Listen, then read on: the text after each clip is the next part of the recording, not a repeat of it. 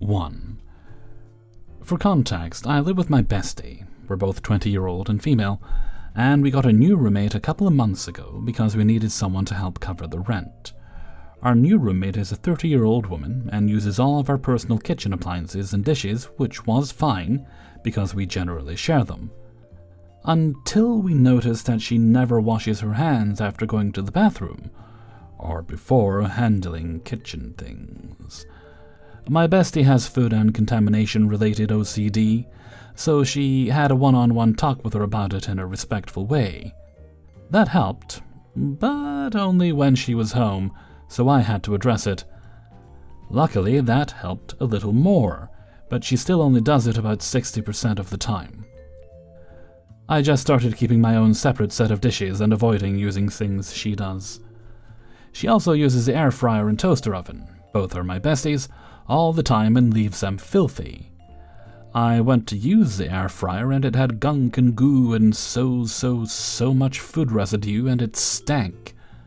So obviously I changed my plans and went to use the toaster oven instead. It had stuff dripping off the grates. Keep in mind, she had been the only one using them ever since she moved in, and my bestie and I always use foil or parchment when we do, to avoid making a mess. I'm giving her the benefit of the doubt for not knowing we do that, but still, if you're using something that's not yours, clean it. Keep it usable for other people. Even if it were mine, I would never let it get as nasty as it did. I sent a group text to the three of us acknowledging that it had some cooked-on residue and asking if we can wash it and keep it clean, and so she stepped up to wash it and didn't. It was still so yucky after that I had to wash it again later myself to get the food off.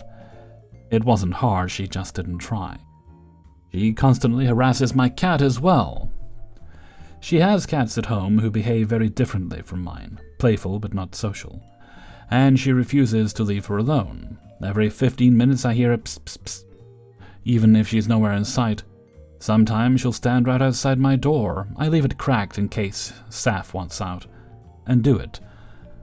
She also tries relentlessly to pet her despite Saf hissing and swiping at her. Sometimes is Saf sleeping under a blanket, so she'll take it off and wake her up to pet her, obviously unsuccessful. It rubs me the wrong way so badly because she has absolutely no respect for her and her boundaries as a living being. Lastly, and maybe worst of all, ever since she moved in, there's always some sort of hair, not from her head, or random particles including dust, specks, or blood on the toilet seat. I don't want to squat to use my own toilet. She's always on the couch, so there's not really anywhere for us to sit in the living room because she's bigger and nasty, and we don't have any other chairs. This is the worst and most recent part of it. My bestie and I were on the couch playing her Switch for a bit, and once I left, the roommate took my spot and went to town scratching inside of her pants, her hands inside her pants scratching on the couch right by my roommate. When she told me about it, she said that there was a certain smell. Miss Girl doesn't have the best diet, so maybe that's just natural, but to go ham itching with your hands straight up in your pants right next to a stranger and have a wafting odor? Ugh. Maybe go to your room if you have to do that. Maybe don't do that in a common area. Maybe wash your hands before touching stuff in the kitchen. For background, she is a married exchange student with us on extremely reduced rent while she gets her master's. There are many other habits of hers that are disruptive and unmentioned. In no way do I mean to judge her for how she lives her life, but isn't basic hygiene the bare minimum for living in shared spaces? 2. For context, we'd become best friends as upperclassmen in high school, and started making plans at that point to go to college and live together after graduation.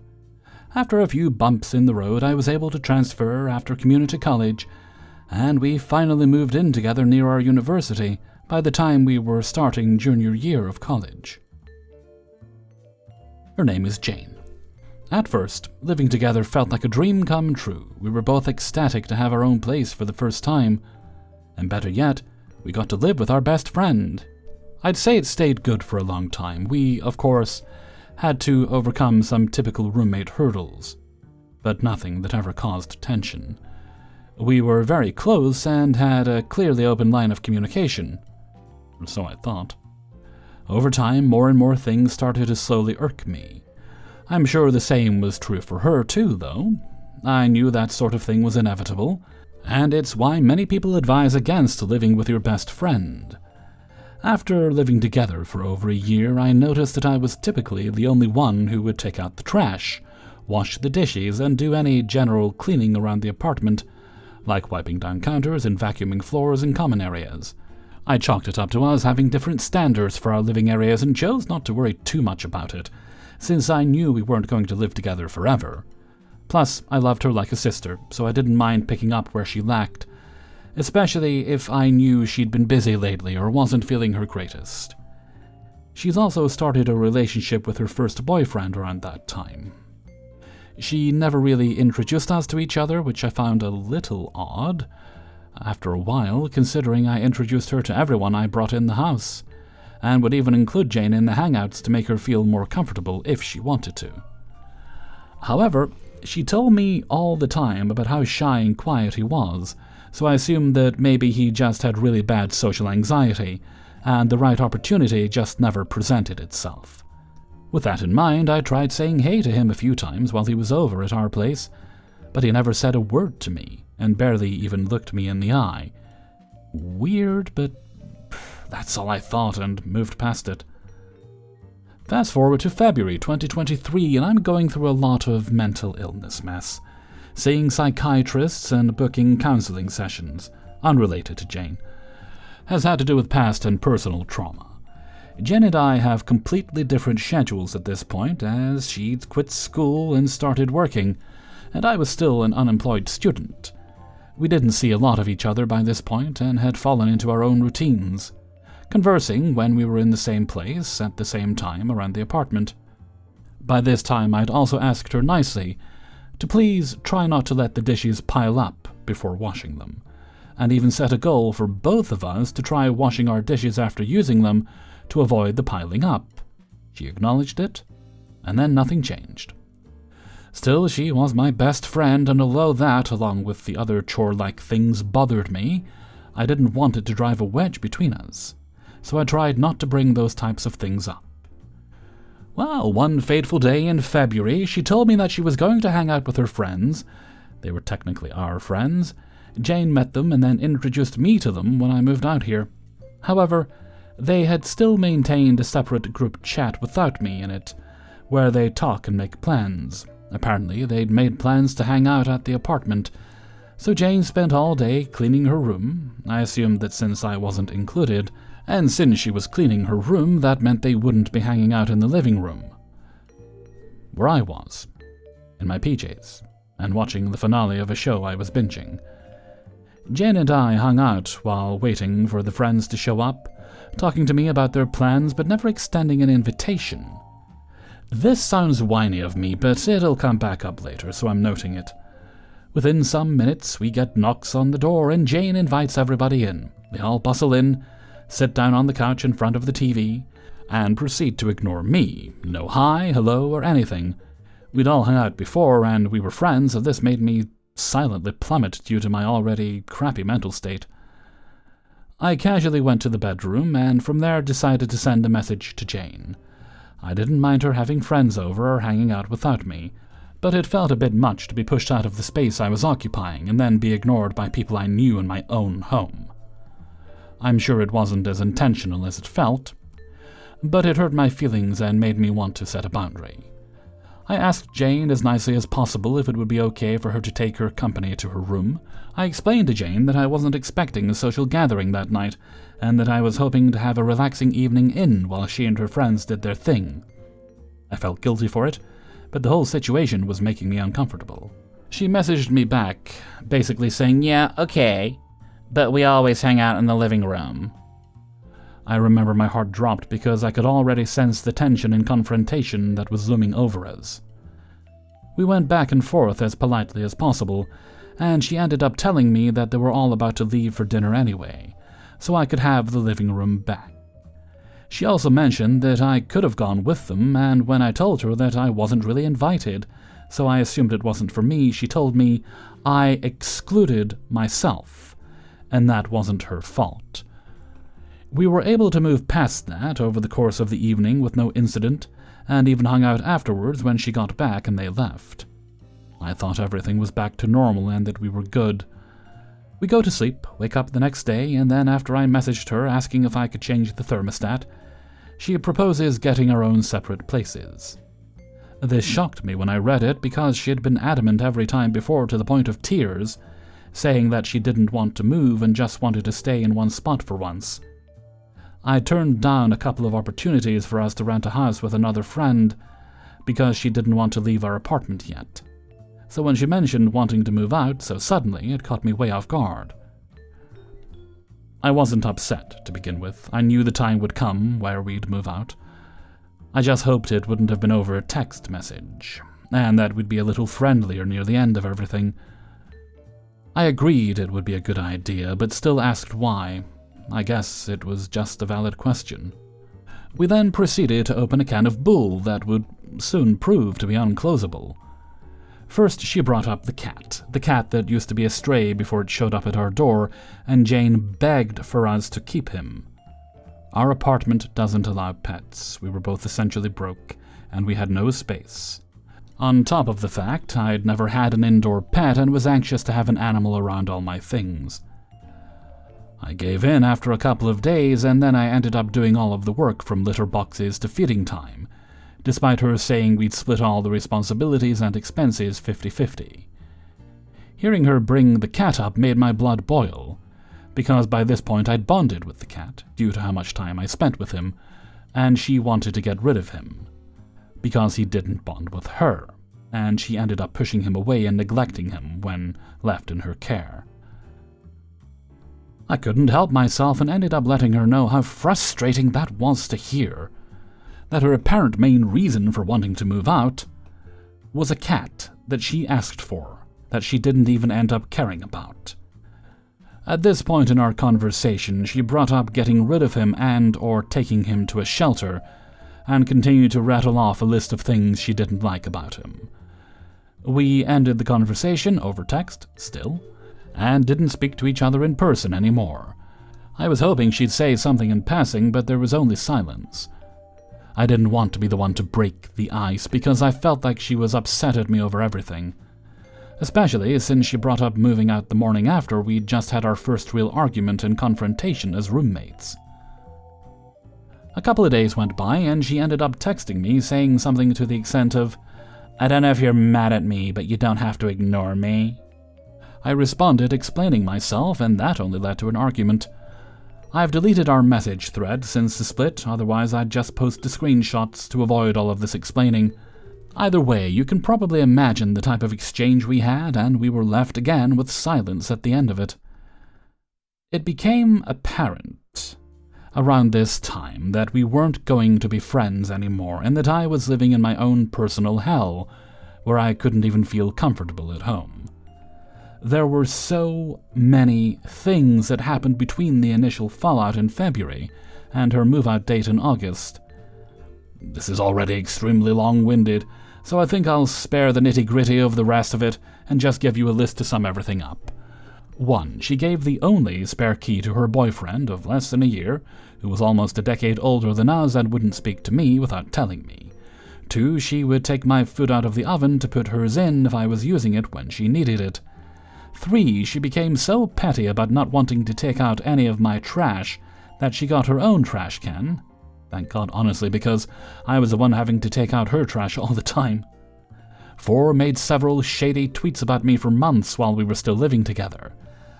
I guess because she couldn't say it to my face. 5. Took my clean clothes out of the washer and put them on top of dirty towels.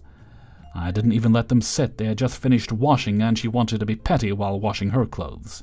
6. Blocked my number while we still had some months left of living with each other, which made communication impossible because we were also never at home at the same time. So I'd have to wait to confront her face to face. Only happened one good time. I guess she thought I wouldn't confront her in real life. 7. Started deadbolting the door and turning off the porch light any time I left the house, especially at night, but even during the day. I'd go down the road for 10 minutes and come back fully locked out. 8. She put my cat outside on every chance she got because she didn't like him anymore. 9. She complained about the cat having fleas even though I literally gave him a flea bath and gave him treatment for it, only for her to immediately throw him back outside. Like, how do you think he got fleas to begin with? He hasn't had fleas since he stopped going outside. Wonder why? 10. Complained that I owned everything in the apartment and felt like she was living in someone else's home, and then continued to use up and even break several of my things until I moved everything into my bedroom. Suddenly, she had to go out and buy basic things like a broom and microwave, because she was doing all that other rude stuff while still using my things. Not anymore. I know that might sound a bit evil of me, but honestly, I was on month 4 or 5 by the time this happened, so I was rightfully starting to lose my sanity, and didn't mind having my entire kitchen, including spices and utensils, in my bedroom, if it meant she had to fend for herself without my help. And so many other things that I don't remember or feel like listing because this is already so long. 3. Alright, so back in December, I, 29-year-old man, moved in with a new roommate, also male and 23, who was a friend of mine, and one of my other roommates, also male, also 23, into our house with my other roommate and a longtime friend, 27-year-old and female. When we moved the new roommate in, he was leaving an old situation where the old roommate required one more rent payment from him, even though he would not be there, and asked for help with the first month's rent at the new place, which myself and our other friend covered, which we were assured was a one-time thing. Fast forward to February, where he was short again, this time on grocery bills and on rent, where he asked both my friend and I to help again, and now our 27-year-old female roommate, who did not know him beforehand, was having to assist in covering him for grocery bills, which has caused tension. He was asked if he could pitch in for a large grocery run, but could not, and then in turn was asked not to eat the food, but kept asking over and over to eat food that was purchased in that run, to the point where if one of us would say no, he'd ask a different one to see who would say yes. Fast forward to this past month, where me and my friend, the 27-year-old female roommate, were going on a vacation that we had planned and made a budget for. I had asked and communicated over and over with the roommate in question before I left if he would need any help with bills or rent, as he had a terrible habit of blindsiding us with partial payments, or saying something along the lines of, "I have 10 cents in my account, sorry," when a bill is due. He insisted he was good. Rumi and I were having a great time on our vacation until Saturday morning, when she received the Venmo payment for rent with a note saying, "Sorry, I'm $100 short, this is all I had," which caused my roommate to panic, as we had a budget we were sticking to with this trip, and this caused her to dip into it. Later that day, I had to collect on another bill, and he said, "I don't have, sorry." My response was, "Without your contribution, I won't be able to pay the bill," causing further issues. "I need your payment by the end of the day, please." He tried to guilt me by stating he had to beg his parents for money, but did send me the money. Since I returned from my trip, he's been mopey and making many comments about his mental health and how he's been struggling to find a job, since being fired while bringing up many personal struggles. I'm at a loss as to how to approach it, as he owes the rest of the house now over $1,000 collectively, and the roommate I was on vacation with is beginning to want him out, as I'm also starting to share that sentiment, but our other roommate, 23-year-old male, wants to continue to find a way to help our friend while also still being frustrated. Any advice and insight is appreciated. Hellfreezer's note: kick him out today. The man is a burden. He is draining you. He is draining your finance. He is making your life difficult. Kick him out. Get someone in who can pay those bills. You've got no reason to feel guilty. This isn't going to change. It's not going to stop. It's only going to get worse. That £1,000, if you continue to help him out, it's going to be 2, 3, 4, and it'll keep going until eventually you have no choice but to get rid of him. Until eventually you can't even afford to pay your own bills anymore because of him. This man is a leech, and he will keep draining you for as long as you allow him to remain there. I know how harsh this sounds, but I've been there with people mooching money off you. You let it go on, they'll keep doing it. Then you're the bad guy when it stops. There's literally no win for you in this situation beyond cutting your losses right now. 4. The most recent updates to this story happened about 1.5 years ago, but Fred and I met in college and lived together for almost a decade. We had very few issues as roommates in that time, across 4 houses and with a slew of other roommates. We had a few disagreements here and there, but never anything major.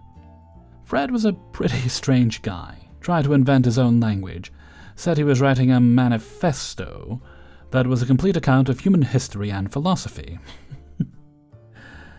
But the weird stuff was few and far between. Mostly, we had the same core friend group, played video games, watched movies together. We got along very well, to the point that when his family was having issues, he'd tag along to my family holidays and did so for years. However, people would describe our friendship at times as me being his caretaker. Fred definitely had some issues, which ultimately led to him not finishing school. I take point on things like making sure all the household bills got paid, coordinating what shared groceries we needed to pick up, and did most of the household chores and cleaning, even planning when and where we would see our friend group. I didn't mind this at first. When we were in our early 20s, I was happy to help my friend out, as I knew he'd had a tough upbringing.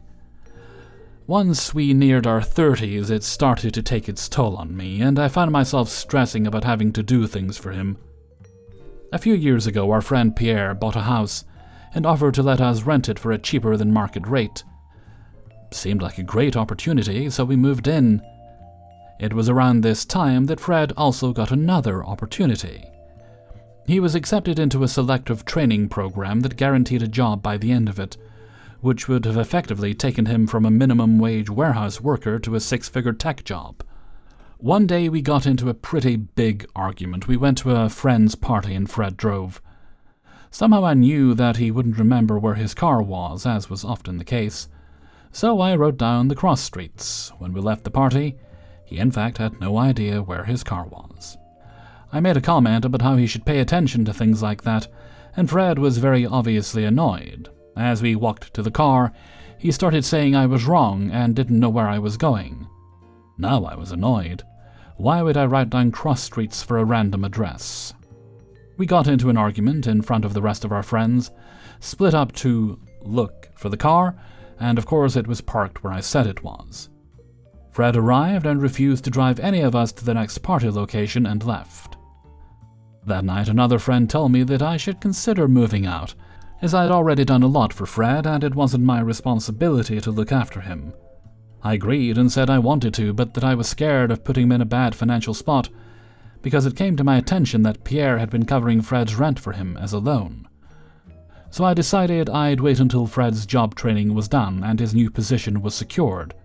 Then I'd find a place. The parking argument seemed silly to me. I was over it by the next day. Turns out Fred wasn't. He started whispering to himself angrily, like he was recounting things about me. Pierre and our other friends that annoyed him. He even said, "I know where I parked the car," once when I walked by his room while cursing. This was also around the time he started pacing back and forth. He would pace in his room almost constantly.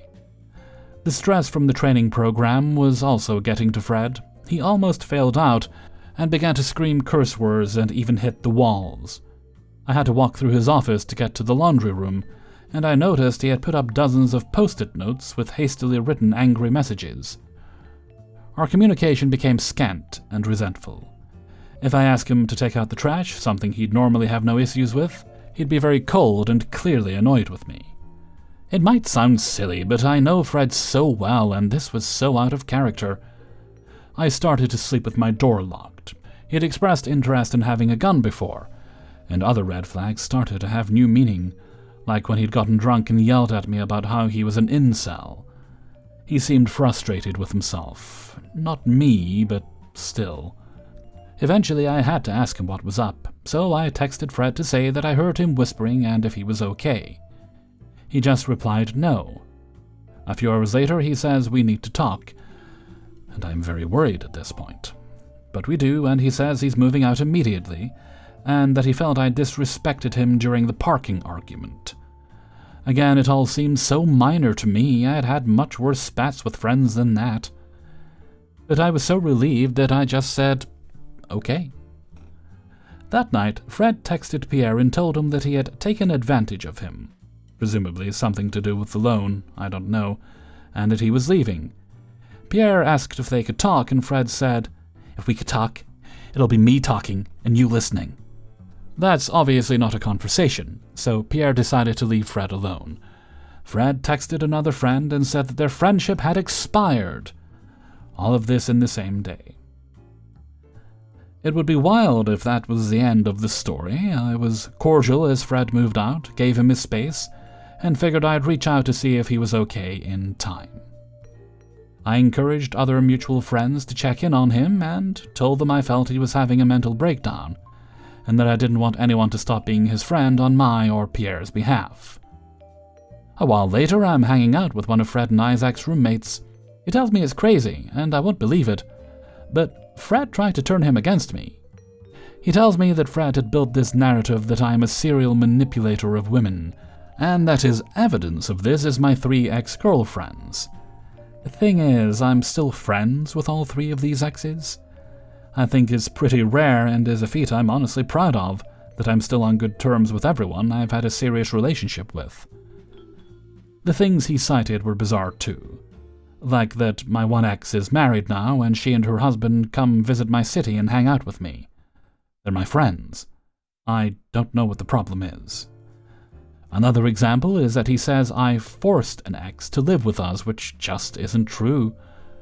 She moved in of her own accord. We had an argument when she moved out because she signed a lease without telling me, and I know for certain Fred was eavesdropping during the argument because he was standing outside of my door when she left. But it's just wild that he twisted what he heard in that argument to fit his narrative. All 3 of my exes obviously disagree with what he's saying. I don't even really understand what the accusation is, and the friend who told me this seemed like he didn't either. Just that Fred rambled about this for quite some time, and was very angry. I found out from 2 other friends that he had tried the same thing, same story, inane rambling about my relationships that didn't make sense in an effort to make them hate me. All of my friends know these women, and know that I am still friendly with them and talk to them regularly. 2 out of the 3 of these exes live with their new partners, who I'm also friends with. Just an insane accusation. Fred had never expressed any doubt or hesitation about my relationships and how I treat people before. He never once asked about them, never once said anything to anyone before this. It was so sudden and strange, and as I mentioned, Fred identified himself as an incel previously, so I always tried not to talk to him about my relationships too much, because I thought it might bother him. Apparently it did anyway.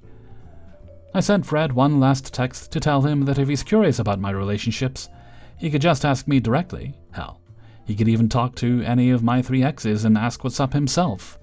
I have nothing to hide. But it's incredibly messed up and weird to build a web of lies and try to get my other friends to turn against me. Especially because at this time I was telling everyone to check in on him, and was still worried about him. He never replied, not just to me either. After I sent that text, he cut contact with our entire friend group. No one has heard from Fred in about 1.5 years. He doesn't use social media, and no one has any way to reach him that he will reply to. So I have no idea what he's up to these days. As angry as I was for a time, I still do think this was some kind of mental break. He thought that getting a new job would change his life, that being broke is why he couldn't go on dates or pursue hobbies and interests. It's really sad, and I hated seeing the pressure he was under. I was scared in my own home and found out he accused me of something really awful and untrue in an effort to make my friends turn on me. But I still hope Fred's doing okay. We were kinda like brothers, and my family still asks about him. Thanks for listening. It was nice to get this off my chest and type it out. I was really mad when I first discovered what he was saying about me, but I have let go of a lot of that anger. Now I'm just sad and confused. I've had a lot of bad roommate situations, and a lot of good ones too. But the worst is when you lose a friend. 5. I'm a 27-year-old woman and have been living with my roommate, a 23-year-old woman, for almost 2 years in a pretty small 2-bed, 1-bath apartment. We knew each other before moving in together but weren't incredibly close.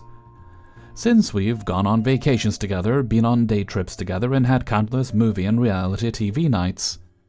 She was in a long-term relationship when we first moved in, and that recently ended a couple of months ago, while she was in the process of moving in with her significant other. I was single and have now been with my boyfriend for a little over a year. We both come from very religious homes and are both still active with our faith. Let me preface by saying I'm not trying to impose my values and such on other people in the slightest. Just because I don't agree with someone's decisions doesn't mean I think they're wrong. There are very few black and white situations where you're either right or you're wrong, and I don't think this is one of them, so I'm looking for some additional outside perspectives. We've had an agreement that we let the other person know if we're going to have company, especially if they are planning on staying the night ever since we moved in. Whether it be boyfriends, friends, or family, we let each other know. Our agreement on boyfriend starting over was that the other person meet them first, even if it was just a quick, "Hey, I'm so-and-so, nice to meet you." We haven't revisited that boundary and expectation since she's become single, though, and that's where the issue comes in. A couple of weekends ago, I had been at my boyfriend's apartment for the night and came home in the morning on Saturday to find that she had a guy sleeping over. I wasn't made aware that he would be staying, and I don't have a problem with her not telling me about him. However, she didn't give me a heads up he would be staying over. I was pretty upset and blindsided by it and was going to be away until late Sunday evening, without much time to sit and actually think about how to best bring it up to her, as we're both pretty sensitive people. Not in a bad way, just anxious people. Monday evening, I came home after having dinner with my boyfriend and let her know that I wasn't thrilled that she had done that and still hadn't told me about it, and that it made me uncomfortable to have someone sleeping in my home who I don't know anything about. I told her I would like to meet him before he stays over again, and not a full-fledged intro like you would with parents, just something in passing even like we had done before. "Hey, nice to meet you," then go on our merry way. I'm just not a fan of strangers being in my home, especially when I'm not there. It's been the expectation for going on 2 years now, so I was under the impression that's how it would still be, while she was under the impression that expectation had since expired. I went to my room to go to bed, and she texted me saying I was right to be upset. She was in the wrong for doing things the way she had done them, but she didn't want to introduce him to people yet unless the introduction came naturally. She said, "If this still makes you uncomfortable, I can respect that." And we essentially left it at that. Fast forward to last night. I come home late for my day trip and she's in the living room watching TV. I'm not sure if she was waiting for me or just happened to still be up. Neither here nor there. She told me that she's actually not okay with the previous conversation we had, that she wants to continue having him over before so much as telling me about him, things like what he's like and such, and that she's willing to die on this hill. And she shouldn't have to let me know when she's having people stay over or who they are. I want to find a happy medium here. I don't want this to end up crumbling our friendship. I'm concerned about the rapid shift in her behavior and what that might mean beneath the surface, especially considering it was only a couple of months ago that a 2-plus-year relationship ended almost overnight in a pretty ugly way. I want her to feel like she has the freedom and security to be able to do the things she wants to do, and whoever she wants to do them with, while also maintaining the same level of respect that we've had. I'm not sure if she's acting out of character right now, or if this is who my roommate is when she's not in a committed relationship, so that's also an aspect I'm trying to consider. Our lease is coming up for renewal in a couple of months. I'm getting to the age where I'd like my space and my privacy, but I genuinely enjoy living with her. So with all that being said, is there any advice out there Ultimately, I want to figure out how we can both compromise and meet in the middle, so we're not totally surrendering what we both want and need in this situation, or is it a lost cause? Hellfreezer's note. If you're at a situation in your life where you could live on your own, and you do want your own space anyway, I'd begin planning for that. That way, the issue is gone. I think she is being unreasonable, as you do have a previous agreement and you didn't have a discussion that the agreement had changed. She really had no reason to assume it had changed, other than it was convenient for her to think so. As you say, she's recently got out of a new relationship. She might not be sure about this guy she's currently sleeping with. He might just be a rebound, a bit of fun before she moves on to the next real thing. But either way, you did have an agreement, and she should keep her end of the bargain, even if she's just going to let you know that he will be there. Perhaps the compromise in this situation is simply that. She lets you know he's going to be there if you're not there. And if you are there, well, that's the perfect opportunity to meet him. But, as you say, you're getting to the point where you wouldn't mind your own space, and I think that might be the better option all around. Hey everybody, Hellfreezer here, and thank you very much for listening to Bad Roommates, Episode 12. And thank you very much to everybody who allowed me to use their stories in this video. Before you go, please do poke the like button and share the video with friends and family.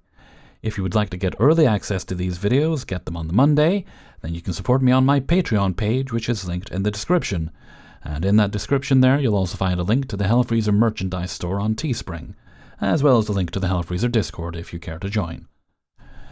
If you really enjoyed today's video, why not leave a tip? You can do that by clicking on the heart with the $sign underneath. But you don't have to do any of that, although I do appreciate it. As there's no other business today, we'll move right along to Hellfreezer's question of the day. And today's question is... And this is another one from Newcomb on the Discord. Very much appreciate all the questions you've been suggesting, Newcomb. And this question is, what's your favorite slang word? As we are on YouTube, let's try and keep this YouTube friendly. That being said, mine is probably thirsty, because it's multi-purpose, but I am a very thirsty boy. Depending on the day. Thankfully, I have a bottle of water here. Yep, so that takes care of that. Why don't you let me know what yours are in a comment below. And before we go, let's have the answer of the day from a previous video. And this was in relation to people who had had reason to change their name, and today's answer comes from AJ Winberg. I illegally changed my name to Aurora in the year 2000. I hated the name my mother gave me. I was bullied to the point that calling me by said name made me feel stupid. Teachers at school even treated me poorly because of my name. I really like Aurora. It makes me feel good about myself. I go by Rory. It makes me feel strong and powerful, whereas the name my mother gave me made me feel worthless and stupid. Thank you very much for your answer, Rory. Okay, and with that, I'm going to head off for now, so until next time, thank you very much for listening, and take very good care of yourselves.